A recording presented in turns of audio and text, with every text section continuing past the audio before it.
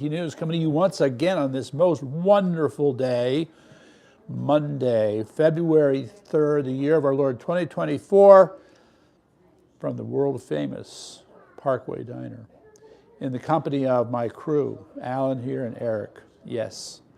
And we've been talking it over.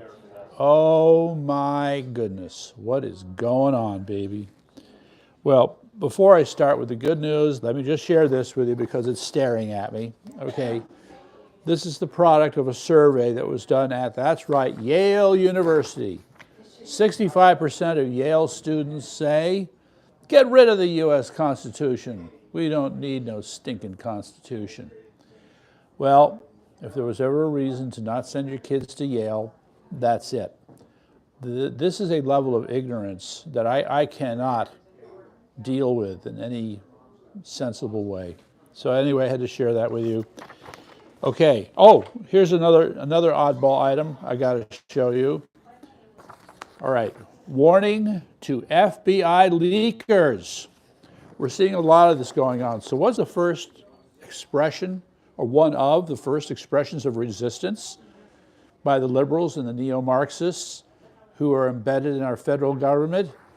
It's to tell people clever ways how to break the law and get away with it, and to reveal practices to others to warn them so that they don't get caught.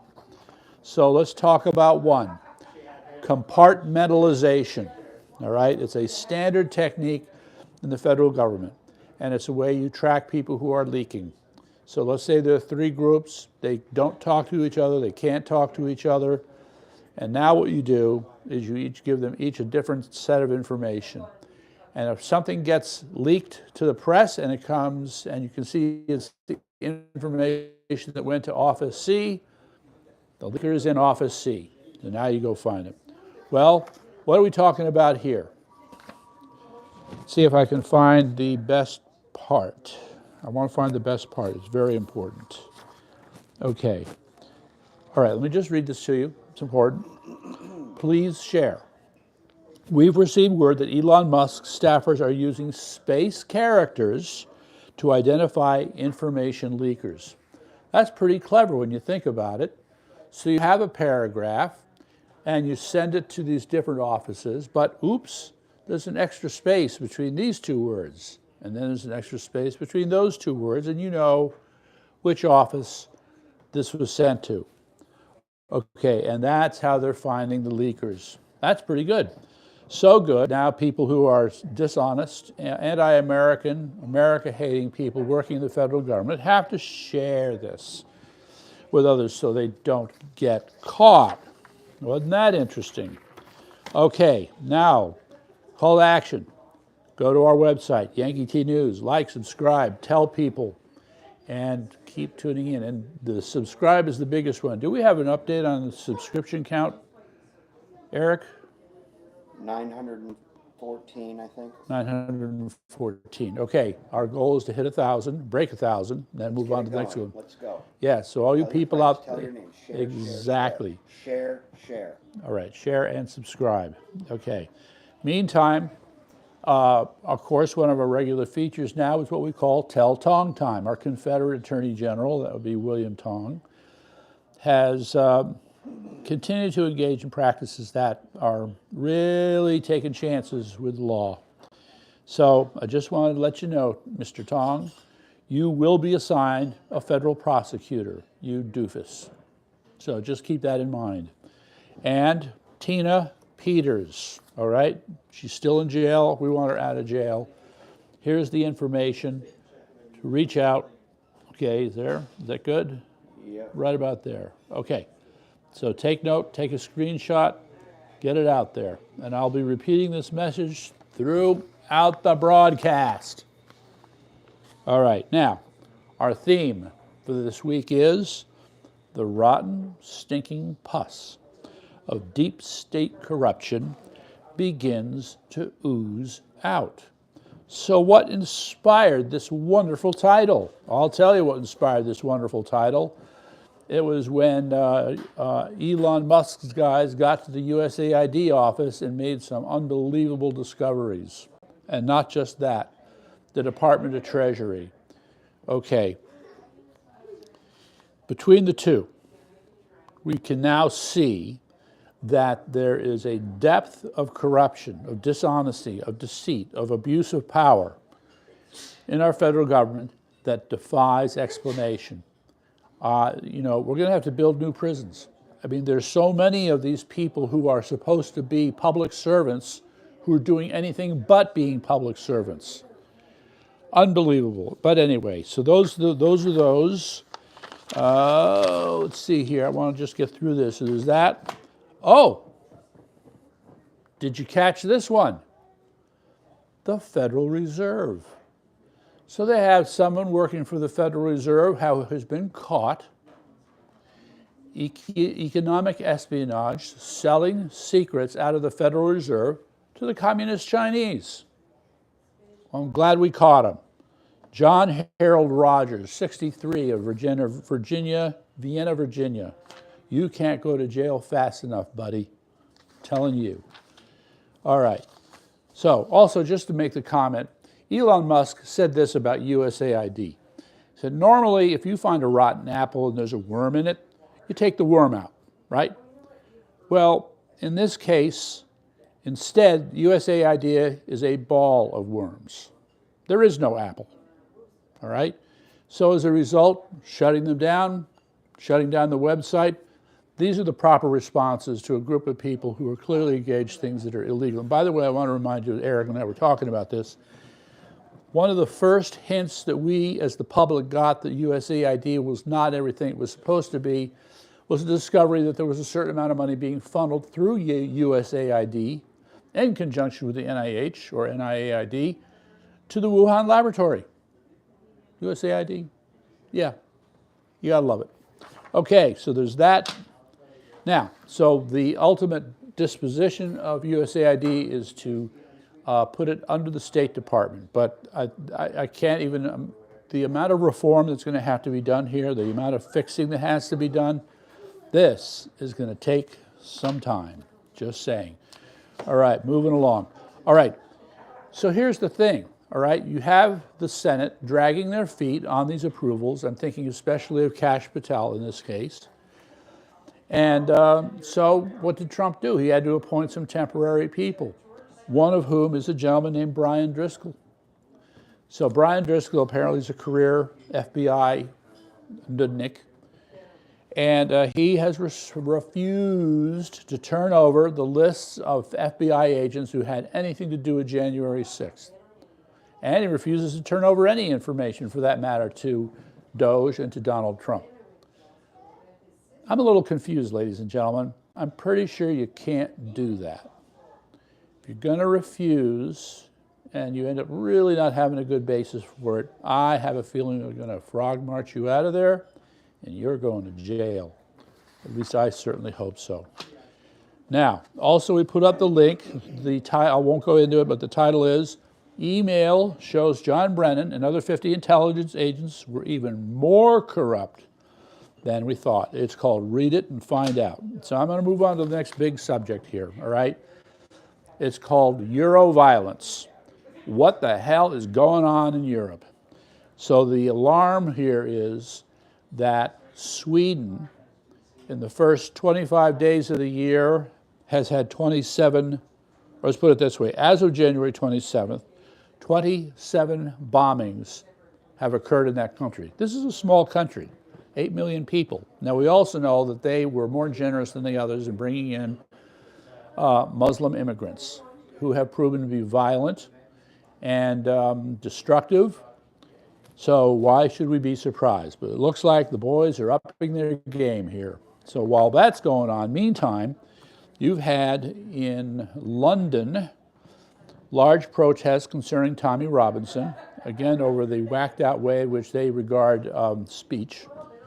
So this rally is in an effort to help about 15 to 20,000 people. I wish it had been 10 times as big, but there you go. Germany, now this is a year old, so you can be sure that it's gotten worse. Violent crime reaches a 15-year high. That was a year ago. Do you think it's gotten better? I don't. So there's that. Now, meantime, What's the next? Ah, yes. Okay. The first reaction, right, from the crash between the helicopter and the American Airlines flight in Washington was over why it was that the name of the third pilot was not being released. It looked like they weren't going to do it, but eventually they did. And so they did release the name, Rebecca Lobach, who was the pilot, and who had also for 2 years served in the White House as an aide to then President Biden. So, okay, maybe some people would like to pick on her for that. I wouldn't. But the other part that I find interesting is that as soon as her name was released, okay, people ran to Facebook and to other social media. All her social media had been scrubbed. Her family members' social media had been scrubbed. So apparently whoever was in charge of this, and I don't know why Pete Hegseth doesn't have something to say about this, had done everything they can to prevent people from knowing anything about the late Rebecca Lobach, all right? However, they did not know that they were dealing with Lara Loomer. Lara Loomer is your honey badger. She dug like a maniac, all right? And she found stuff on Rebecca Lobach. And I will just say that it's really, in some respects, irrelevant, but the point is this is what they were trying to hide. They were trying to hide that she was a lesbian. They were trying to hide that she was a member of a pride movement. And they were trying to hide these other activities that would probably have not rested well with the public. Sometimes the cover-up is worse than the crime. You didn't have to do that, whoever you were, but you did it anyway. So you've just added to the problem. Meantime, angry Canadian fans boo the national anthem, the American anthem, at a hockey game. So hopefully the booing will go down soon. I'll explain. All right, so now Trudeau hits back at U.S. with big tariffs after Trump launches a trade war. By the way, ladies and gentlemen, if you're following the news, these things that I'm reading to you right now, they are obsolete. It is old, stale news that doesn't apply anymore. So let's just consider this a quick historical retrospective. The other part where we should get a laugh is how British Columbia had decided, you know what, we hate these American tariffs so much that we refuse to import any more American liquor into British Columbia. Well, in light of what you're about to find out, I'm going to wonder how long that's going to last. Okay, now let's get to the real explanation first. Trump announced these tariffs. He issued a document that explained the basis for these tariffs. Everybody went off half-cocked, Mexico and Canada, right? And I think China's kind of like holding back a little bit. We'll get to that. So here's the thing. Mexico did a better job than Canada of figuring out just what the hell they were reading. Well, what were they reading? They were reading that these tariffs will remain in force so long as you allow fentanyl and illegal aliens to cross our borders. So long as you allow the drug cartels to do whatever they want at our border, these tariffs will remain in effect. Same for Canada. Okay, good on Mexico. And Claire, is it? Claire Schulman or Schaubaum? She actually read the order. So what has she done? She has said, yes, we're going to put 10,000 troops on the border to help stop the cartels. Well, I'm going to throw in one more. For this to really work, there's going to be a level of integration and cooperation between the Mexican military and the U.S. military that we have never seen before, all right, if this is going to be done right, just saying. So that's it. That's the news. And the drug running and the illegals, and then those tariffs will go away. But did Justin Trudeau understand it? No, not at all, until a few hours ago. And then he too came forward and said, yeah, all right, I get it. I'm sorry. Okay. So one of the other things, the market did a quick jump, but ended up only about 100 points down, so I think they figured it out. And then we also saw that the currencies took a dump, and those got figured out. Okay, meantime, now that I think I've covered that pretty well. The Panama Canal. Wow. Marco Rubio just got a big feather in his cap. Yes, he did. He was able to persuade the president of Panama to dump the Silk Road Initiative from China, which would be part of showing China the door as far as the Panama Canal is concerned, and that they're going to be working with us instead. This is the smartest of all the solutions, okay? So they don't have to be put under a lot of pressure. They don't have to be forced to do things they don't want to do.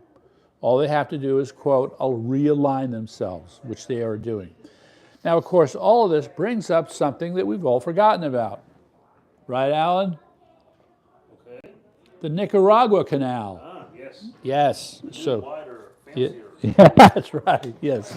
Exactly. Yeah, right. With real lemons. That's like north and west. Okay, Yeah. so this little hard, I mean, maybe you want to position it for me. We want to focus on that part right there, okay? Okay, so what Eric is positioning there, remember, I'm still the king of low production values. Yeah. You'll see there's the red marker line and then there's the pen mark line. All right, the original plan was the one in pen, all right, which was to trace the San Juan River into the lake and then go to that small stretch of land there and build out to the Pacific Ocean. However, there was a failed project that started back in 2012 or 2014 by this guy who is clearly a shill for the communist Chinese, but he's born in Beijing, but he's from Cambodia, became rich as a trader, and then approached the country with his plan to build the canal. And there was a lot of hoopla, and they seemed to come close to it. His proposal, which really upset people, is the magic marker line, okay? Magic marker line there where he wanted to build straight across. So he was going to ignore the following the San Juan River. This, of course, presented a problem. It meant that you're going to have to destroy a lot of homes and a lot of villages, not to mention a lot of pristine forest to get across. So, long story short, that project was a failure. He had a business that had $9 billion in sales trading on the Chinese stock exchange. In 4 months, that $9 billion disappeared. We have no idea where it went. So it's a good thing you guys didn't go with him. So in the meantime, though, in the news, was the... But Nicaragua is on the table, though, right? For what? For developing. Oh, yeah, no, I mean, this idea's been around for a long time, okay, and now it's called the Grand Canal Authority, I believe. So this is the effort for the Nicaraguan government to work with the communist Chinese, okay, to build this canal. So now they have received a 100-year concession in which the communist Chinese are going to build a canal, okay? And depending upon who you're talking to, it could take 5 years, it could take 10 years. It costs $5 billion, it costs $50 billion, who knows? The important point, as Alan was just saying, it's the bigger, better, more beautiful, what else did you say? Shinier. Shinier. It's the shinier canal system. And so Lake Nicaragua is an interesting story here. There's some environmental questions. There's a volcano nearby, but they don't want to worry about that anymore. Okay. But that's seen as a, quote, competitive threat to the Panama Canal in years forward. Plus, just want to mention, although they don't show it very well here, supposedly Mexico is building a railway that's going to complement these systems for shipping, what we call transshipping from the Atlantic to the Pacific. Okay, so that is that part. Next. Oh God, let's see here. Just to mention in passing, right, I've been on the fence. Last week I was not thrilled about Tulsi Gabbard for DNI. I'm probably leaning a little bit more in a direction now. Listening to her testimony, I mean, she really lays it out in terms of the history in Syria and who benefits and who doesn't. So good on her. Yeah. Okay, meantime, all right, so I talked about that. All right, so I talked about the third helicopter pilot, the medical plane crash in New York City, which is another horrible accident. Then the incident, what's that? Philadelphia, not New York City. Oh, I'm sorry. Yeah. Bad, my bad. Okay. And then the incident in Houston, and then the FA-35 plane crash in Alaska, which actually is the second plane crash in the last month or so. So, separate instances, we don't necessarily see a connection, but it may turn out that there is a connection, all right? So keep that in mind. Okay. See, so I just want to point out, let me get here to the good stuff, Okay. Now, so just two more items here. So we have a link. The Democrats continue to give America the finger, okay? The election of the new DNC chair, doubling down on their stupidity, plus the continued assaults based upon the same old nonsense continue to go on, plus a shout out to what Eric did today with Mr. Himes, right? That's right. So Mr. Himes, of course, he's one of these guys who really is more of a partisan hack than the other members of the delegation from Connecticut. And so he had some, I'm not quite sure exactly what his comments were, but you rebutted them very well. Heave Himes. Yeah, Heave Himes, there you go. Okay, now the last thing I want to close on, I want you to remember, go back in time. It wasn't that long ago. If we just think back, it was J.D. Vance sitting there with Martha Raddatz, and she was making this stupid defense of drug gangs in Colorado. At which point, J.D. had to look at her and say, Martha, do you really hear yourself? And she didn't, obviously. You don't defend drug gangs. I just want to let you know, under any circumstances. Meantime, Mr. Zelensky, the one who's supposed to be running Ukraine, it's the same question. Do you hear yourself? So here you go. Here's the quote. He said, we only received $77 billion in cash. The rest was weapons. So are you saying you were shortchanged? Are you saying that we didn't really help you out in any significant way? Well, there's just one problem. Tucker made the point in a recent newscast that it's been shown that you, Mr. Zelensky, took half of those weapons and sold them to other countries. Here you're supposedly confronting an existential threat from Russia, a country that is much bigger and stronger than you. And then you take some of those weapons and sell them to other countries because you only got $77 billion in cash? This is pretty crazy. I'm hoping you have an explanation. But as far as we're concerned, Mr. Zelensky, do you hear yourself? All right, until next week.